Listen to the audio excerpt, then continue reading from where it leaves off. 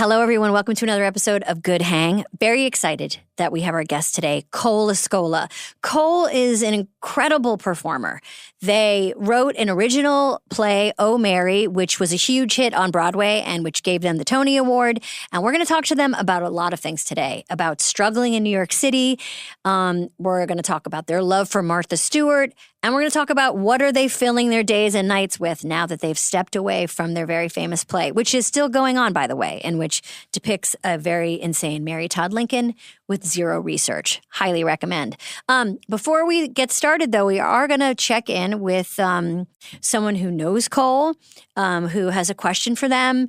And that person is comedy legend, incredible performer, and just the funniest lady around, Amy Sedaris. Amy, this is Amy. This episode of Good Hang is presented by Walmart. School supplies, we all remember getting them. I remember Trapper Keepers and so many colored pens, but now I'm sure there's a million more things to get.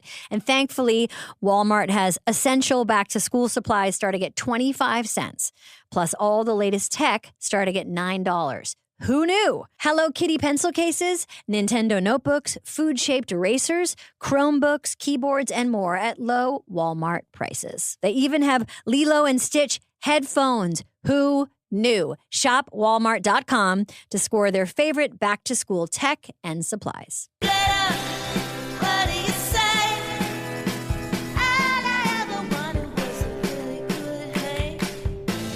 Well, first of all, hi, thank you for doing this. Oh, sure. Happy to be doing this. We're talking to Cole Escola today, and your relationship with them runs really deep, and it's very special. And I think a lot of people were very, very excited that they won the Tony and very excited to hear your name.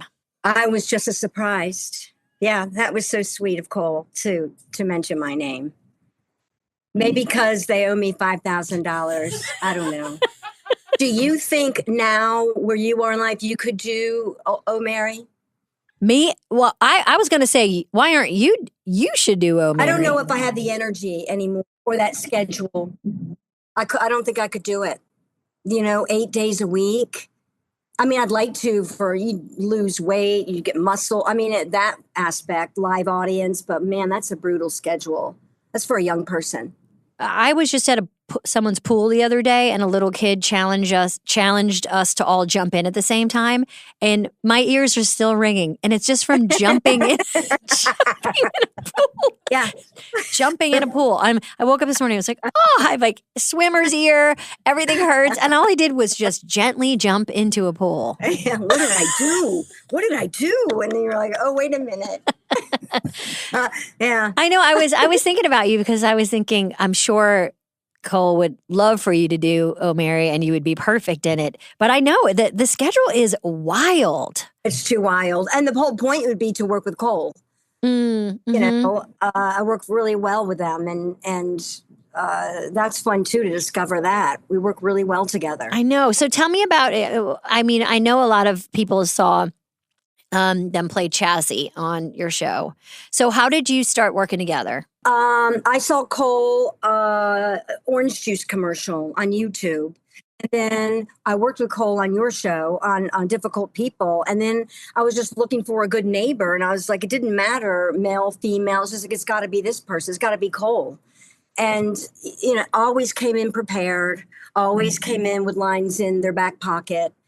Everyone loved Cole on set. It makes perfect sense that you two love to work together and we're drawn to each other like magnets. Because I think the same thing about you, Amy. Like, you're such a real artist and such a genuine. Where you going? For listeners, Amy just leaned really close into the camera. Got really like a moth to a flame. Ping, ping. Yeah. Nipples. I guess it'd be hard. ping, ping, down. Yeah. There's never been anything in my opinion, about you, never been anything that feels self-conscious or even kind of aware of what's kind of expected of you. And Cole is the same way. And because of it, your art feels so specific and satisfying and unique. And Well, that's nice of you to say. Is that why I'm not working?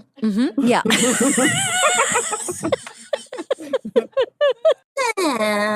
So you've never done a Broadway show? No. Oh, that's nuts. I've never done Broadway. Off Broadway I've done, but have you? No. Okay. Well, sounds like we got to do something. That would be fun. Write something for us. Let's write something where it's a 45-minute show. It starts at 6 p.m. and we sit down the whole time. In wheelchairs. Yeah, I'd watch that. Grab bars, speed rails, wheelchairs. So we've been asking people who know our guests, who are fans of our guests, to give me a question to ask them. I mean, my joke question's always, if you could have anyone over dinner, dead or alive, what would you serve? Because then you could judge person on what you would make for these people. But, and I get interviewed a lot. They'll ask, like, what do we not know about you? And that's kind of hard, because one thing about Cole that I really admire, and also about young people, is they're so, they'll tell you anything. You ask them a question, they're so honest and open about it. You're like, oh my God, isn't that private? Or, like, what don't we know about you since you've been telling your whole life story? So for me, I have high blood pressure, not high blood pressure, cholesterol. People would be surprised to know that about me. I always say Cole's an old soul, young spirit. I have the joke question and the lesson. Oh, I was curious after all this entire journey, like if Cole had to write a memoir right now, like what would the name of it be? Like this is a huge success story, don't you think? That is such a great question for people who are wannabe performers. This story of Oh Mary, the story of the show that Cole wrote, starred in, and then won the Tony, is what is the best version of writing something for yourself.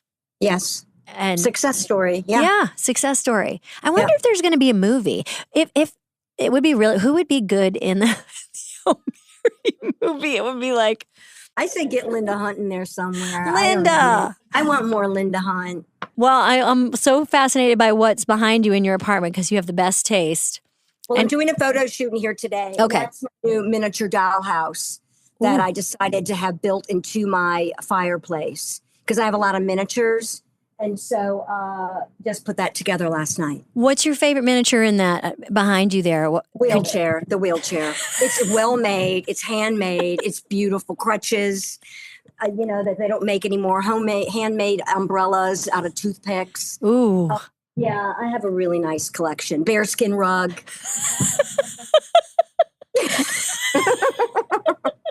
Yeah. Those are the only things you'd grab if there was a fire. That's it. Yes, you're right. Thanks, Amy. Thanks for your time. Thanks so much. Great to see you. Bye. This episode is brought to you by Visible. Some searches lead to answers. Others lead to niche conspiracy theories about pigeons. Thankfully, Visible is the wireless that keeps up, so you can follow the weird wherever it goes. Get one-line wireless with unlimited data, talk, and text for $25 a month, taxes and fees included. Plus, Visible runs on Verizon's 5G network, so you get great coverage and a reliable connection without the premium cost. Ready for wireless that lets you live in the know? Make the switch at Visible.com. One-line wireless starting at $25 a month. Terms apply. See Visible.com for plan features and network management details. Cole, I'm so happy you're here. But I haven't seen you. I've obviously seen you on stage, and I've seen you on TV, and I've seen you everywhere, but I haven't seen you in person in a minute. How is it feeling having just finished your run? I know we're just catching you. It feels insane. We kind of joke sometimes here about like how we always talk about like hard work and like acting is work and hard work. And in many ways, it's not that hard. This is not that hard. No. But what you do is very 8 shows hard. a week is really like, I used to think like, well, you have your days free. Totally. Like, oh, come on. But I will never think that way about Broadway people or theater people ever again. It is the hardest job. So hard. So hard. And the hardest part of your day is at the end of your day. So it's like you can't even enjoy your day. Well, but I slept. I go to sleep at like 5 a.m. Okay, talk to me about your sleep. For a Okay, second. so I love talking about sleep. I'm kind of weird. I'm like one of those quirky kind of people. I do the show. I'm like vibrating, hyper. I eat after the show. I have acid reflux, so I need to wait at least 3 hours. Which one's is this mine? Raise your Is this hand. mine? Is this mine? Yeah. Which? I just Sorry. realized that I have that too, but I didn't really know what to call it. But it was like, oh, when I would be Like, performing. what's this burning in my throat? Yeah, I hate totally. that. And Pass the marinara, please. Yeah. So what did you have post-show? Was it a similar meal or different?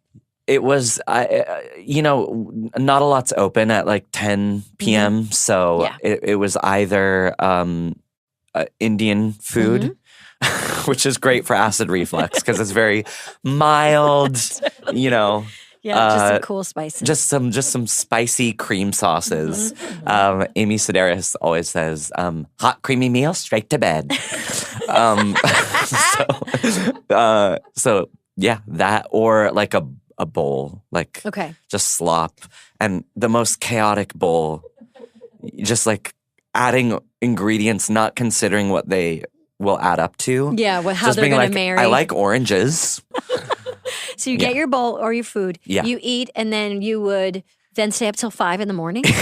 yeah. Just like basically being on your phone, looking Being at on my TV. phone, watching YouTube videos, Marco Poloing my friends. Do you use Marco Polo? Yes, I love Marco Polo. It's the best. I thought that was a Gen X thing, but millennials like Marco Polo? Millennials are dipping their toes into Oh my Marco God, come on Polo. over. Gen Z could not be more. They're embarrassed. They're embarrassed, But and I Gen get Alpha don't stressed have if- phones. They're like, Their you're phones sick. are in their head. Yeah, exactly. They're implanted Yeah. in their heads. Yeah. Yeah. But I am like kind of obsessed with the fact that you have this open spaces, like you're wide open space now. Yeah. What Well, are you going to do? To be honest, I was really like, I got good hang on Monday. That's my next, I'll Got get it. there and then we'll figure it out. There's a part of you that like wants that structure, and you're going to have to figure out how to structure. Yeah. Yeah. I'm sort of, like when you get off of a boat, for those of you that own boats. All my audience, like we do. everyone listening owns a boat. When you get off your boat, Yeah. one of your boats, when you get off your biggest boat, Yeah. and you're like you're wobbly, you're sea legs. That's how I feel. I used to say that about SNL. Like leaving SNL was like a train pulling away. Yeah. And Yeah. You And kind you're of like got all the wait. gravel kicked up, and it sped away, and you could kind of hear the chatter and the laughter, and also you were kind of like glad you weren't on the train. Yes. Both those things. Yeah. Because for I people feel who don't know, relieved. Oh Mary is continuing on without you. Yes. Titus Burgess starts tonight Wow. again. Yeah. Right. He did it for 3 weeks, and now he's back for 6. And then after that, Jinx Monsoon. you haven't announced yet. We don't even know yet. So, what is it like to create a character? Good. Yeah, great. But I mean, how do you pick who's going to do it? And I'm sure you're at a point now where people are emailing you and saying, "I would like to do it." Yeah. Must be interesting. Yeah. I bet you're thinking about people who want to do Yeah. it. What is that process like? It was. How are you doing it? The first. It really started after the first replacement, which was Betty Gilpin, who took this part and this job so seriously, like trained for it, and like. And I think people weren't lining up to take over the role yet because they wanted to sort of see like how it would go with if someone else did it. And she was like brave enough to be like, no, I know this would be like the role of a lifetime for me, so I want to jump at it. And she was incredible. Yeah. And it felt like really validating to watch, I don't know, someone love the part. Well, you're playing a version of Mary Todd Lincoln based on no research. Yes. And it's this tour de force. That part allows whoever is playing it to like swing for the fences. Yeah. Yeah. And it's what I love, if I may, what I love so much about it and I saw only you in it, and I can't wait to see more people in it. But what I loved about it is it was like this place where you could go really, really big, but it was very moving.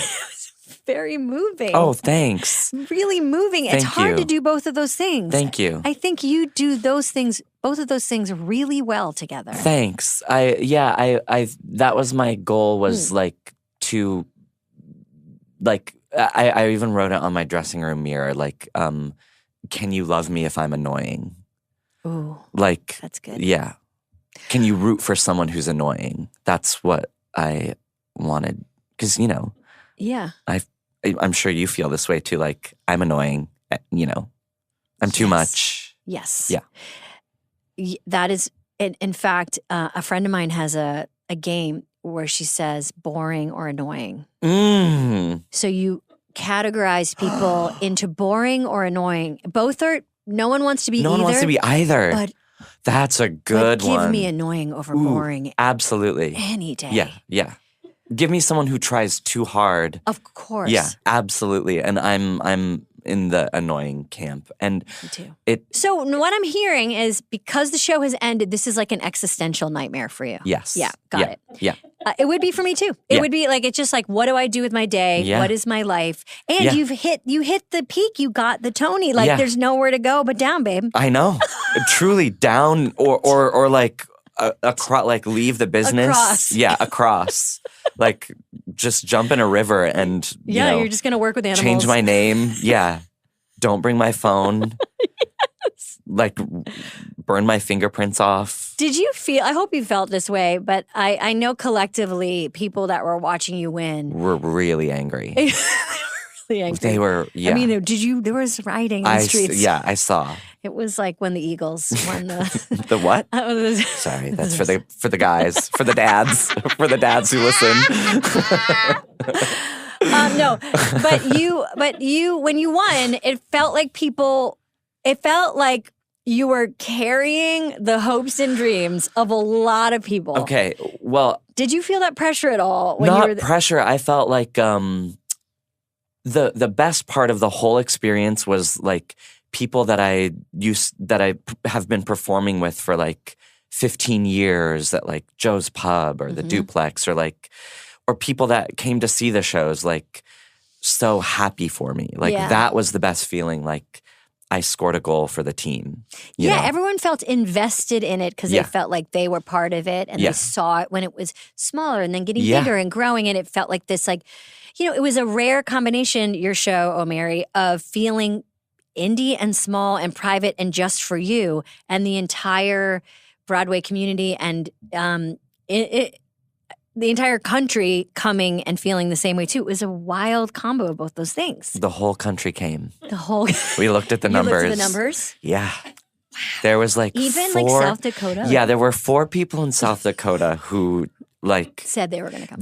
And they still might. They still might, but now it's time to go away, I think. Okay. Yeah. Yeah, take a little break. Oh, if I'm sick of me, I can only imagine how my friends feel. I know that nobody actually knows who I am, but the people who do, they've had a lot of me this past year. But I gotta say, you have handled it pitch perfect, Cole. Like, you've been so funny, like super funny, like self-deprecating, but not like falsely modest. You've been in, like, it really feels like you've been thank you so much. Feeling the moment. Oh my God. Now you're ruining it. To work with people that you respect, and like, this is my job. I know, like, I get to play. I get to come here, and this is my work. Like, who am I to complain? I'm so lucky. Like, I don't even remember who got nominated. Like, the award is not the thing. No, and we were all rooting for each other. Yeah, and the like, best part has been getting to know people. I actually hate when they called my name. My heart broke. I thought George Clooney, like my friend, my friend George. Now he's going to Lake Como without this trophy. And that's I get to have it, so I sent it to him. I sent it. I did. You did. I did. And you sent it from the heart. I sent it from the heart. Or I sent him a picture of it. Yeah. With You're not my gonna finger. Give, Yeah. yeah, you're not going to give him the real. No. No, he doesn't deserve it. He has too many. And famous, you ran up there famously. You really hustled up there. Why? They tell you have 90 seconds from when they call your name to the end of the speech. So crazy. So I was like, I want to talk for as long as possible. That's my. That was your goal. It's always been my goal. Like when I was a kid and they would ask like, oh, what song do you want to sing? I would sing the 12 Days of Christmas because it was the longest song that I knew. And still the longest song. But so I was just like, well, I want to be able to thank everyone that I had in my head because I didn't write anything down stupidly. Such a good speech. Such a good speech. But I left so many people out. But that's okay because what you did is like, I think you learn a lot about somebody when they give a speech because to your point, you were aware of the time. Yeah. You were trying to use it to your advantage. Yeah.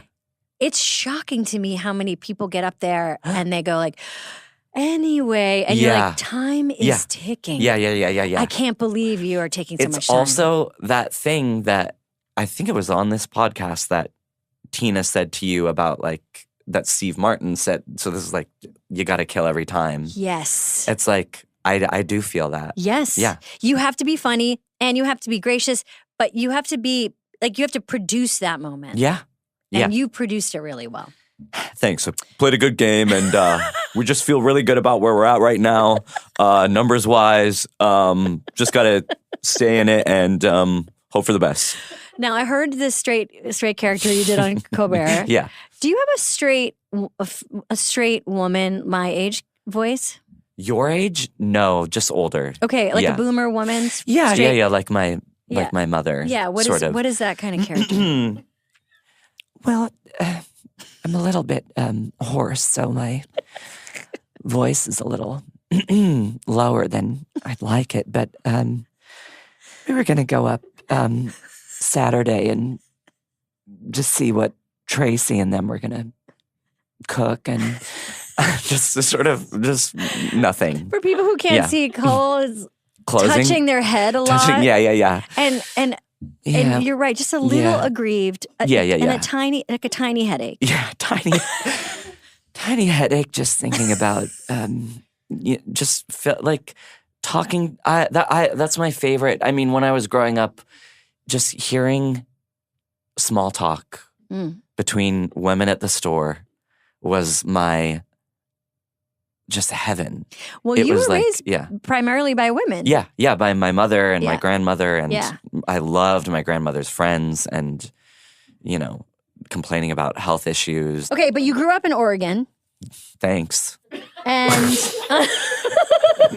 and that's not I'm not trying to make you feel bad.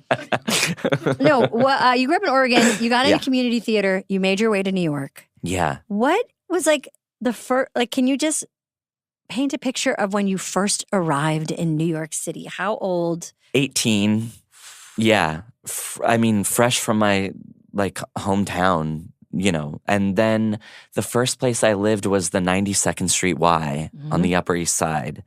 Now imagine an 18-year-old little gay kid coming to New York City, and that is their first impression of New York, the Upper East Side, thinking like, wow.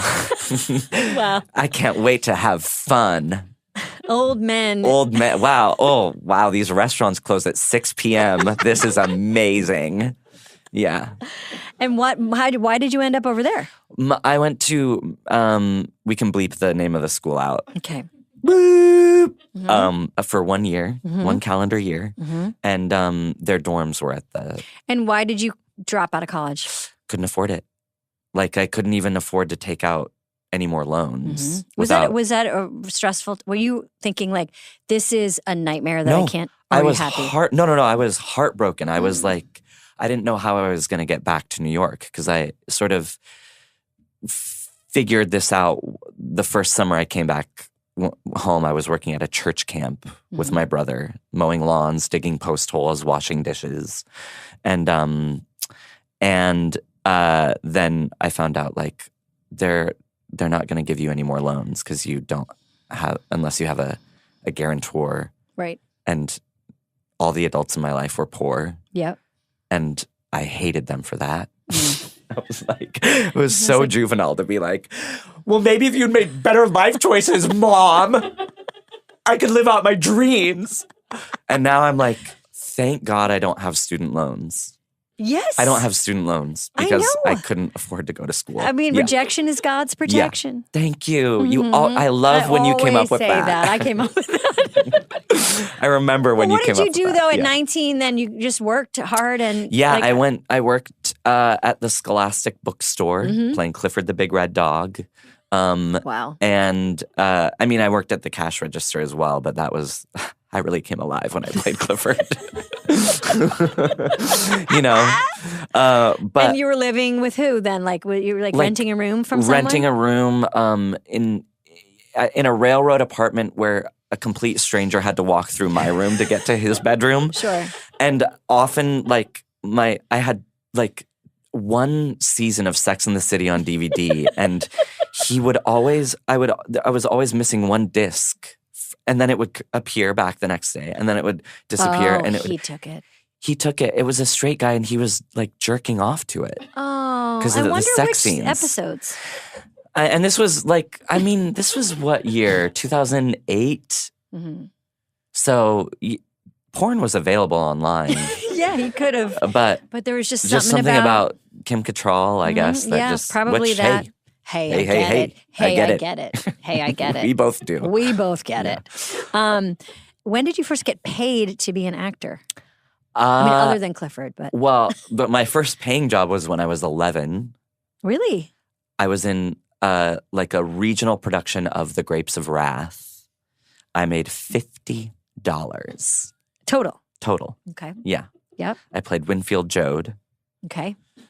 My lines were. Ma, look, over there. Great.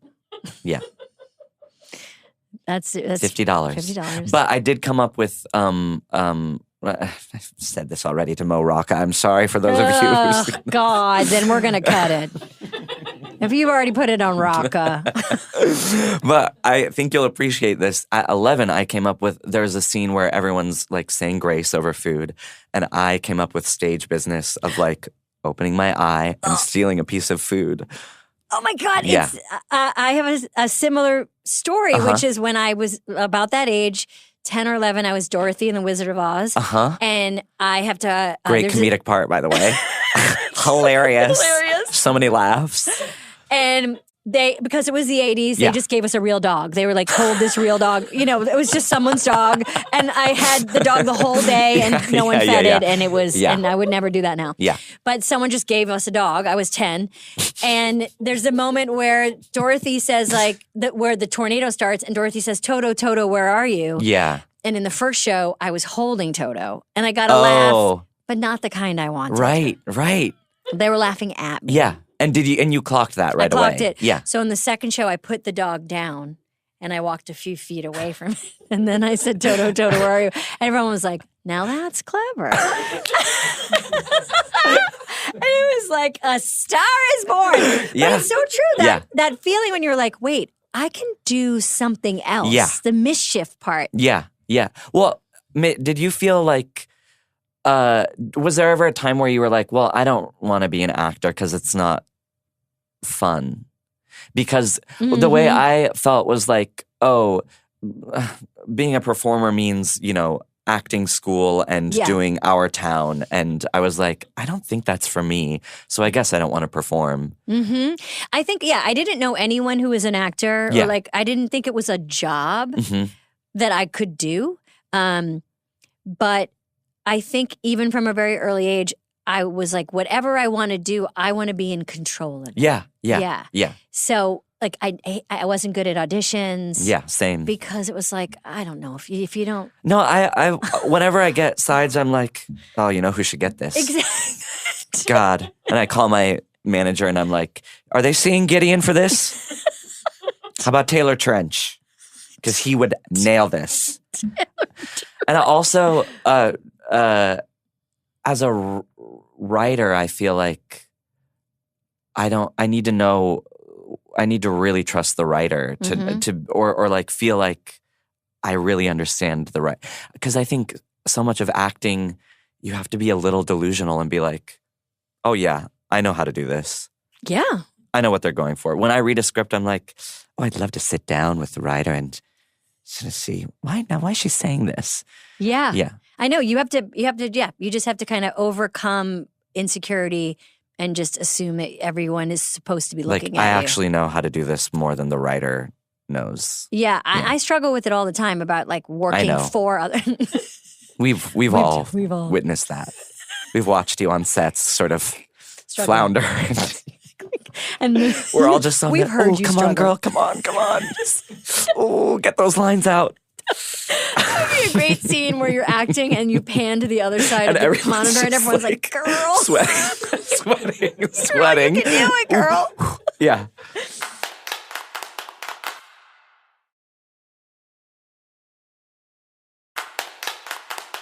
We worked together on a show called Difficult People. Yes. Speaking of great writers, Julie Klausner and Billy Eichner and Scott King, and we were all working together on a show, and that was a lot of fun. That was so much fun. That was like, and that was a situation where like I trusted Julie completely. Yes. And like the character was, I just got it immediately. And the character was? Matthew, this basically demon twink. Yeah. Full of himself, musical theater villain. Yeah, he like was a gay villain. In a way that like the way that like you said, oh, you understand, you have a love for women. Julie has a love for awful gay guys. Yes. Yeah. Totally. Yeah. A deep love and respect for and she men. is so good at writing that those kind of characters that you're kind of rooting for and also afraid of. Yeah. Yeah. At the same time. Like you don't want to leave the room while they're around. Yeah. They'll destroy you. Yeah.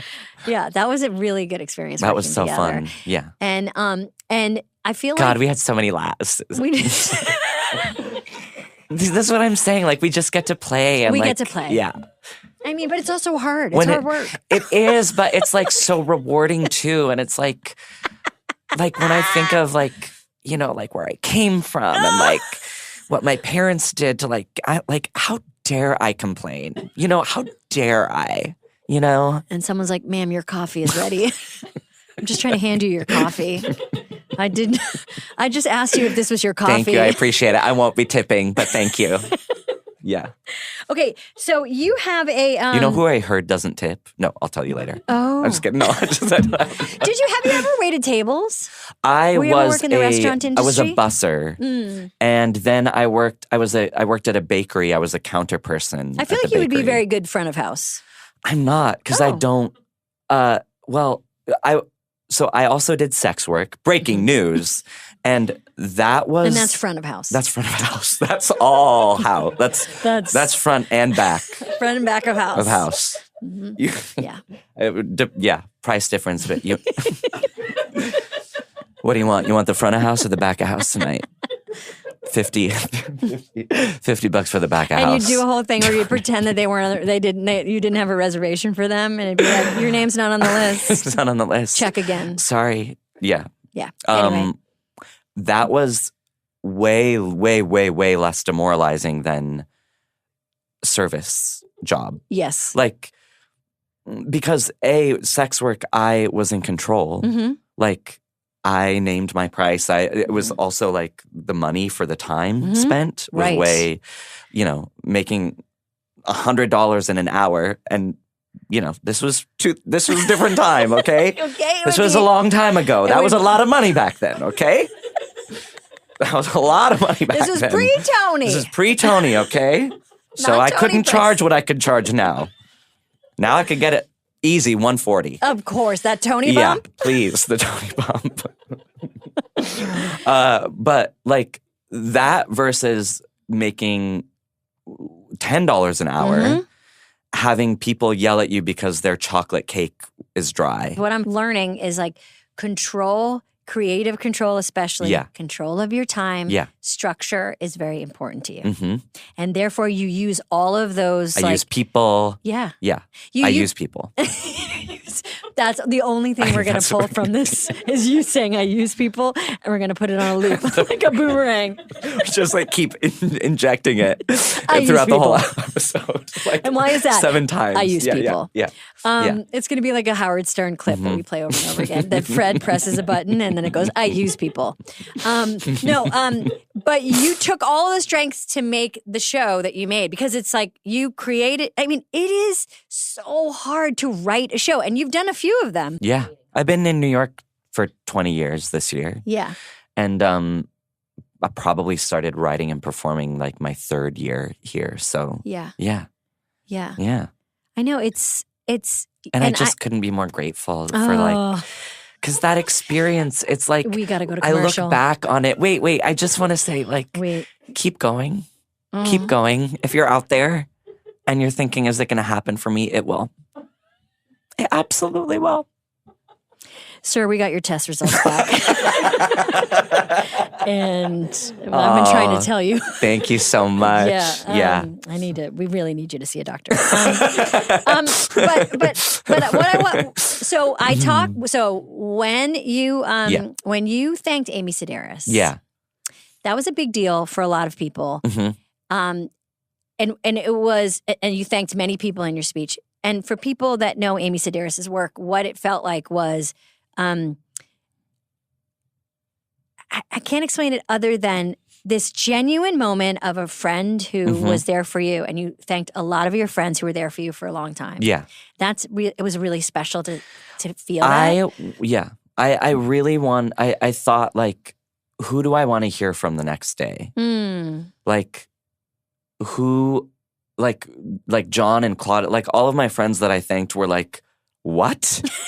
Like they sent me a picture of their like jaws hanging open, like I can't believe you thanked me. But like my friends are the most important people in my life, and I would, what am I gonna pull up some corny ass teacher from? sorry, You've never had a teacher. Never had a teacher. Not once. You've never had a teacher. You brag about that. Yeah.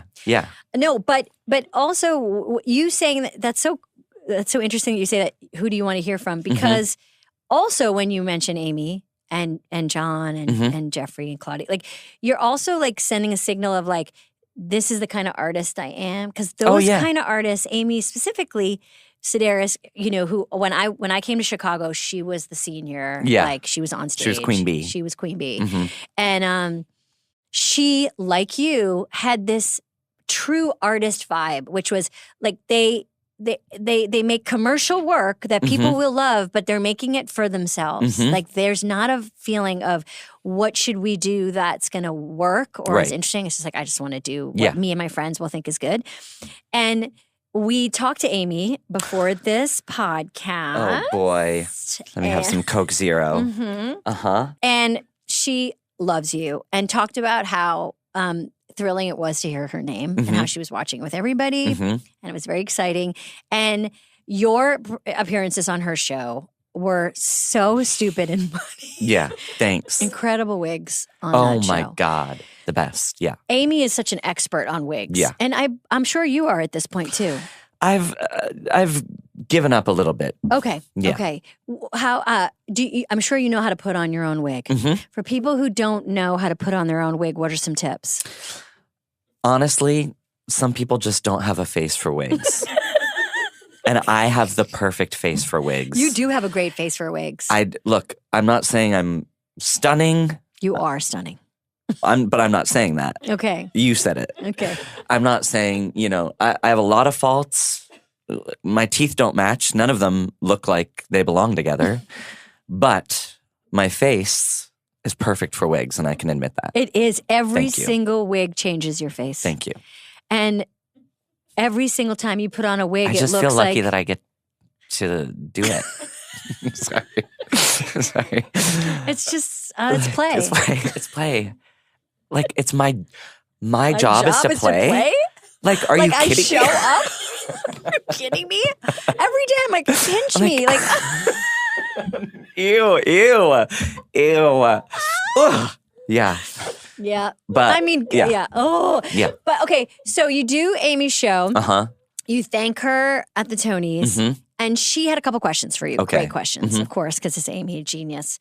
She had 2 questions. The first Okay. one was, if you could have a dinner party for anyone alive or dead, Mhm.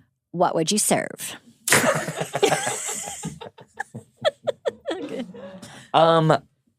I hate cooking. Oh, Well, I hate doing dishes. yeah. And Mm-hmm.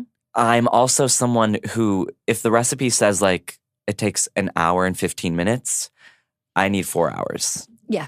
Because I'm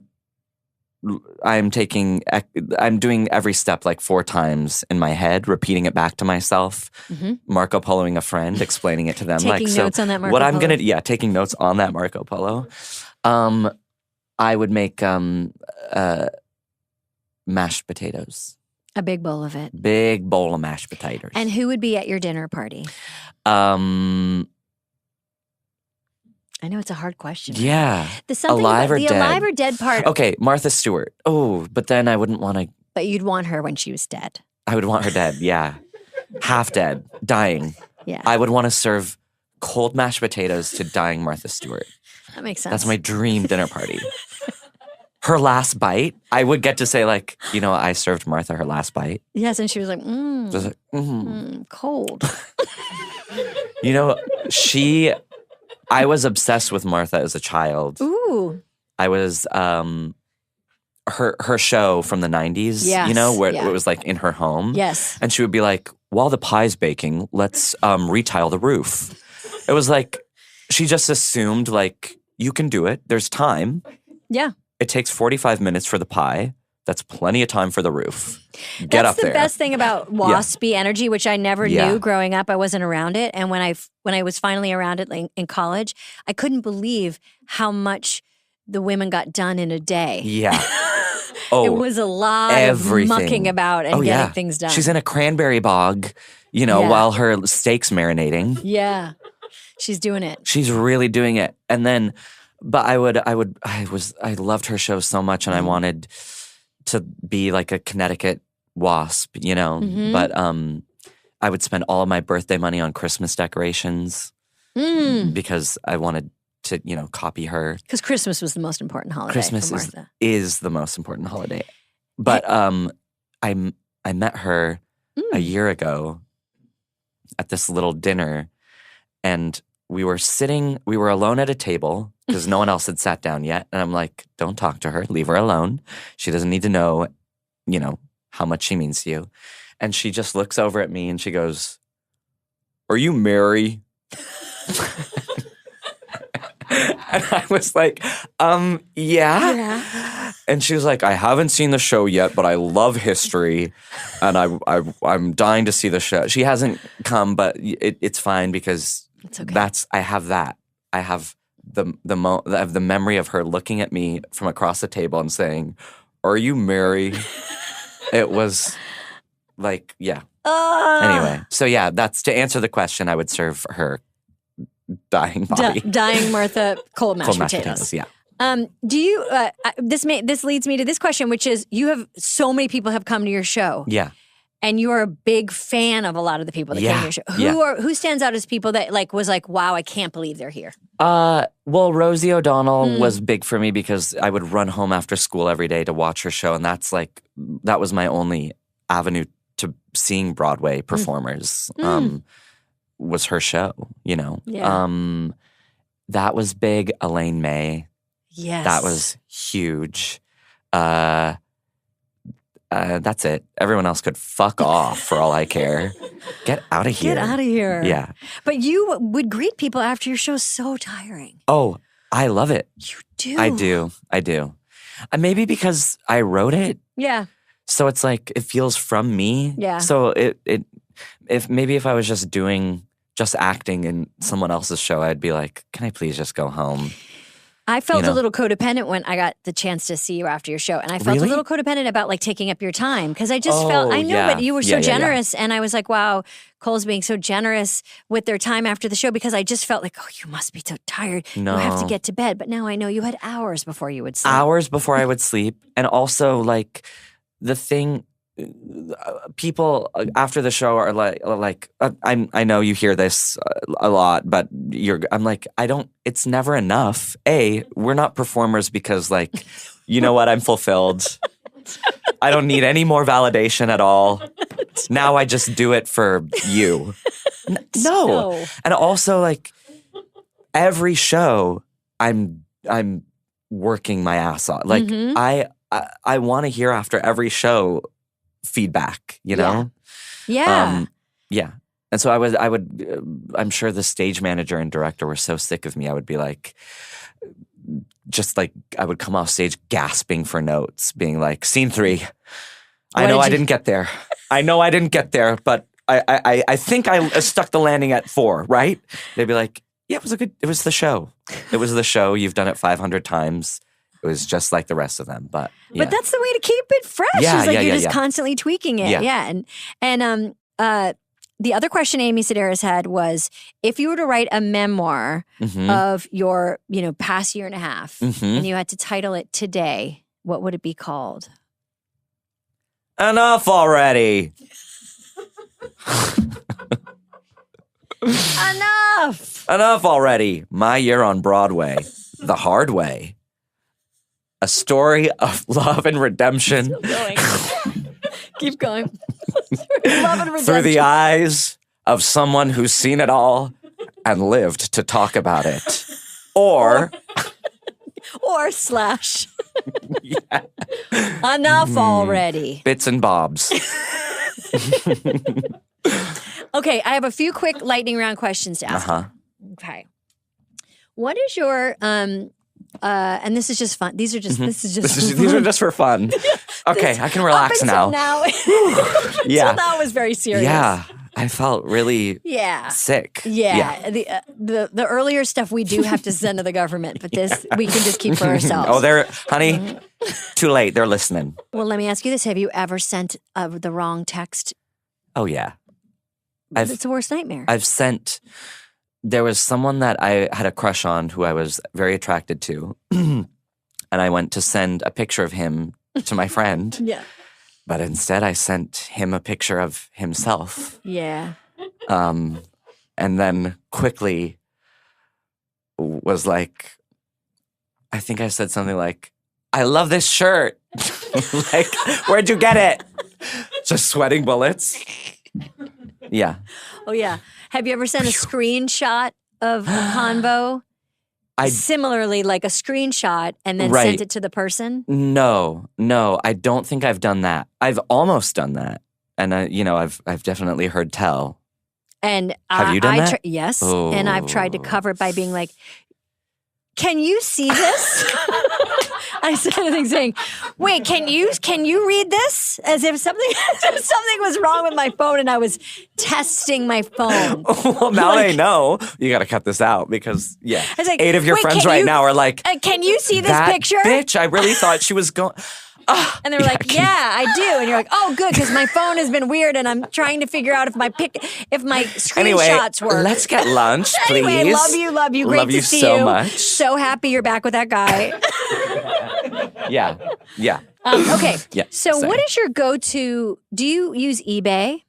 Yes. What's your go-to search term? What do you search eBay for? I guess my most used word is vintage. Mm-hmm. Yeah. Or I'll just type in an actress's name and then sort by price highest first. To get the highest to item get like first? Yeah, because that's what's going to be, this was her couch. That's smart. That's how I have Marlene Dietrich's library card. Okay? You do? Yes. I've talked about this. I told Mo. I told this, Amy. Come on. You already told Mo this. I told everyone. And by the way, that reminds me, beautiful homage to Bernadette Peters. Oh, thanks. Your dress, beautiful, Thanks. beautiful. And you heard from Bernadette, yes? Yeah. And that was the most what did she say? Beautiful I've ever felt. She said, I thought they looked absolutely lovely. Although when I wore it, I wore my chest hairs in a different pattern. Oh, perfect. But more importantly, congrats, Cole, on the Tony. Yeah. Oh, what a class Very act. class act. That's How? class. Why is Bernadette Peters important to you? I mean, as a kid, she just was Broadway, Yeah. you know? Like, and I don't know. She's show business, you know? My dad used to say, like, make a joke. He'd be like, the only person I would leave your mother for is Bernadette Peters. That's now the term and I was like, a little. why are you telling me this? This is weird. like picking me up for my soccer game. Like not letting you, like putting his hand on the door before you, like you're about to leave. He's like, wait. The only person I would leave your mother for is Bernadette Peters. Have a good day at school. You're like, I'm 6. I'm 6. I'm trying to go to sleep. You're whispering this into my ear. Julie Klausner is the one that I first heard the term a little something for the dads when she was doing on her podcast a Tony's recap of Aladdin. Aladdin had performed at the Tonys, and you know they had the sort of like the girls sort of like shimmying, and she said like, oh, a little something for the dads to show like, hey, Broadway's not just for the women and those gay guys. We got a little something for you too, fellas. And I feel like Bernadette is she's got a little something for the dads. She has a little something for the Apparently. dads. She does. Yeah. It works for the dads. Yeah. Gorgeous. Okay, but sorry, lightning round. Yeah, lightning round. Sorry, not doing this fast enough. No, me. If you could cast a modern day politician as Mary Todd Lincoln, who would it be? Lindsey Graham. Would probably, he'd probably learn a lot about himself. That's right. He might like wake up and be like, it would hard to get him. Oh my God. Is that what he sounds like? Yeah. Okay. Oh my God. Oh my God. Oh my God, oh Mary. My God. That's what he would call it. I've been so bad. I'm sure sorry, everybody. Playing this part has taught me that it's not okay to judge, lest ye be judged. I've been so bad. I better quit, but I'm not gonna. I extended my run. I'm so bad. I hope I don't get spanked for it. I bet one of you men better not spank me. And I better not pay you to do it. And I don't like to be chased either before I get to. Okay. Who would? What about a famous act? Who would play the role of O'Mary in a dramatic film? I'm sure you've thought about this. I bet there's talks about making a movie. If there are, honey, I'm out of it. I'm out of it. Amy Sedaris suggested Linda Hunt. Oh yeah. Mm-hmm. Oh yeah. Right. Linda Hunt. Yeah. Absolutely. Incredible. Yeah. Cherry Jones could do it. Oh, Cherry Jones. Yeah. She can do anything. She could play Lincoln too. That would be really She would chilling. be amazing as Lincoln. Mm-hmm. Or a Muppet. Or a Muppet. Miss Piggy. As Mary Todd Lincoln, and then everyone else is human. That's a great idea. Yeah. Actually, cut this because I'm gonna. I'm talking to Disney tomorrow. I know someone. It's not Disney. Is it Disney? I think they're Disney now. Disney. Can we look that up? I hope they had good lawyers because those Muppets don't know what they're signing. No, I don't. Yeah. Boo. That's the one that you turned on. Okay. Oh, Jesus. Do you believe in psychics? Do you go to psychics? Have you ever had a psychic tell you anything that came true? I always quasi believe astrology and all that sort of stuff. So what's your sign? I actually don't believe it. Right. I'm a Sagittarius. Okay. Virgo moon. Gemini rising. Okay. Mm-hmm. I don't know much about it either, but I am a Virgo. That's my sun sign. Mm-hmm. And you don't know your rising. My rising is Aquarius. Okay. And my moon is Leo. Of course. Of course. Had to go there. Favorite New York restaurant? Ooh, Uncle Gino's. Is that real? No.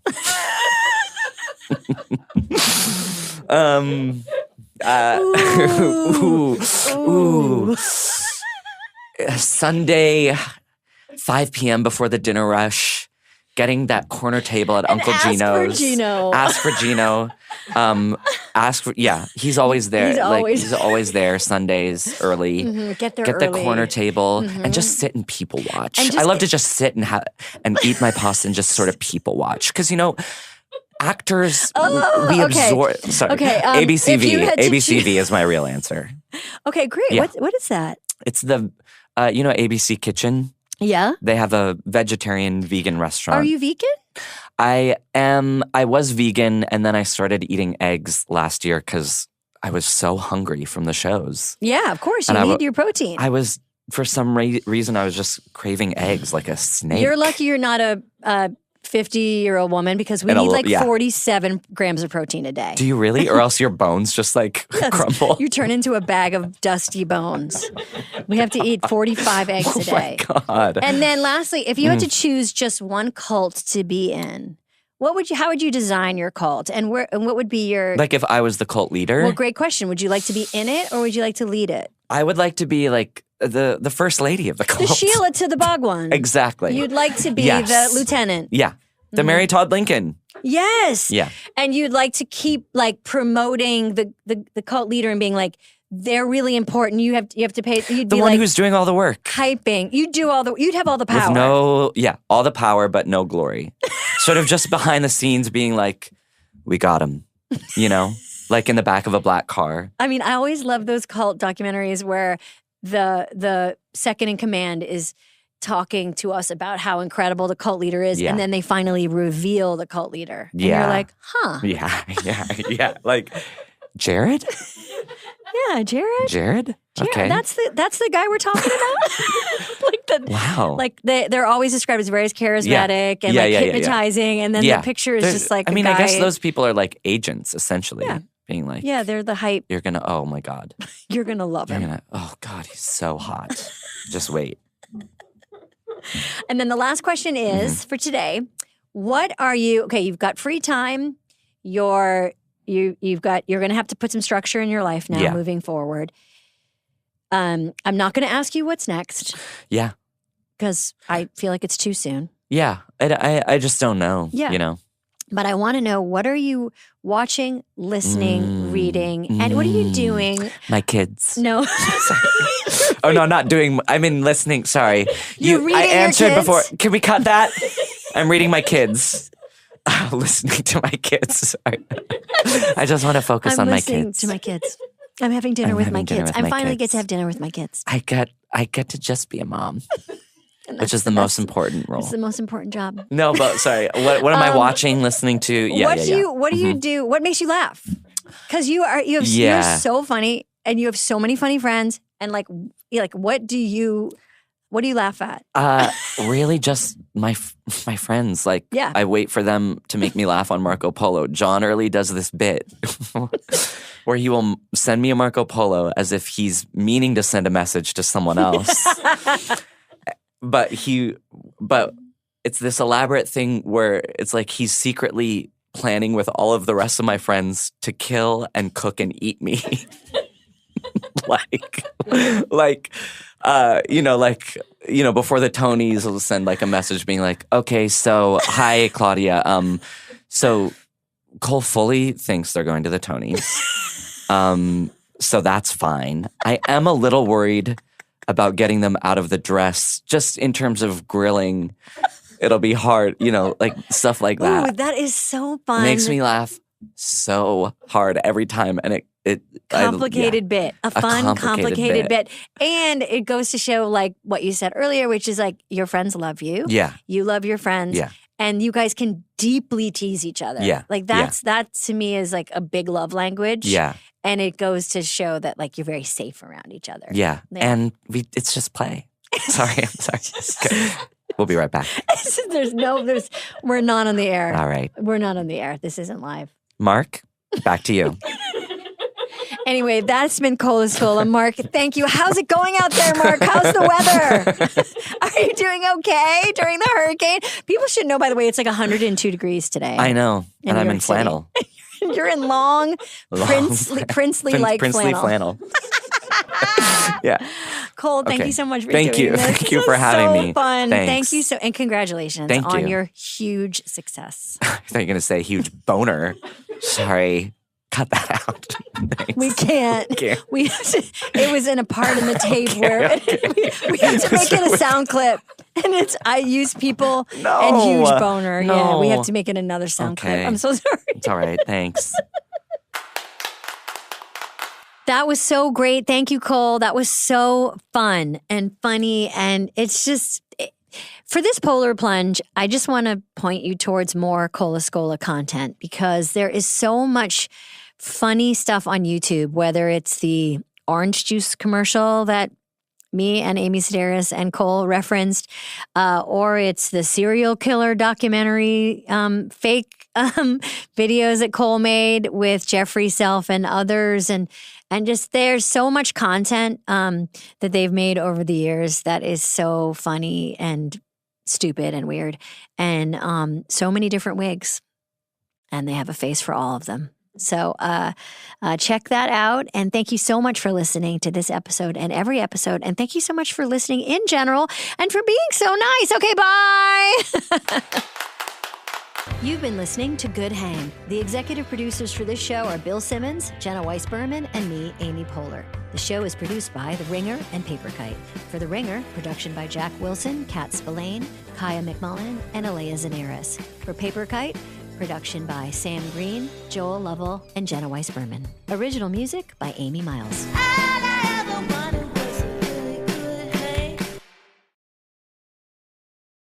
부분에서 벗어날 수 없습니다.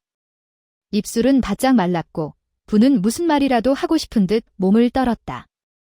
그러나 다음 순간 그는 곧바로 기절했습니다. 여기에 움직임은 성신의 관심을 끌었습니다. 그는 얼굴이 피로 뒤덮인 램프를 옆으로 밀고 재빨리 내 앞에 섰습니다. 총리님, 무슨 일이세요? 나는 눈을 깜박이고 침착하게 말했습니다. 그는 방금 내 앞으로 달려가서 이렇게 말했습니다. 내가 당신과 함께 있게 하지 마세요. 심지어 그 사람과 함께 있으라고 하더군요. 나는 거절한다. 위치. 그는 기절했다. 내 말이 성신을 의심하게 만들지는 않았다. 그의 눈에는 그 소꿉친구들이 본질적으로 그런 음험한 악역이었다. 그의 눈은 신을 이용하여 춤이 점차 변하는 것을 보았다. 그 순간 사람들은 졸면서 일어났습니다.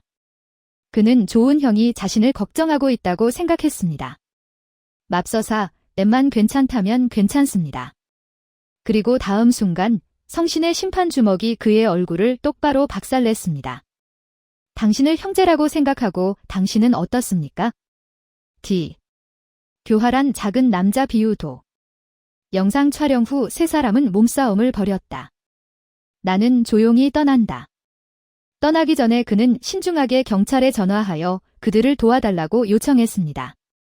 바로 그날 저녁, 진시 가문의 세 젊은 스승에 대한 소식이 전해졌고 그들은 서로 마주하며 빠르게 학검색 순위에 올랐습니다. 당시 ONNHI는 여전히 체육관에서 열심히 연습하고 있다고 생각했습니다. 저는 이 뉴스를 보자마자 숨이 막힐 지경이었고 기절할 뻔했습니다. 세 사람이 석방된 후 언론은 응이 국장이 병원에 서서 캐색에 꾸짖는 모습도 찍었습니다. 그 당시 나는 잠들었습니다. 나는 오랫동안 작은 시험을 위해 힘을 모아왔습니다. 내일 이른 아침, 뚱응이, 투옹기, 국장은 얼음처럼 차가운 얼굴로 검사장으로 들어갔습니다. 한 달 남짓 만나지 않고 그녀는 많이 간다. 아마도 이리저리에 엄청난 대가를 치르게 되었기 때문일 것입니다. 그녀는 나를 보았을 때 적들을 무시,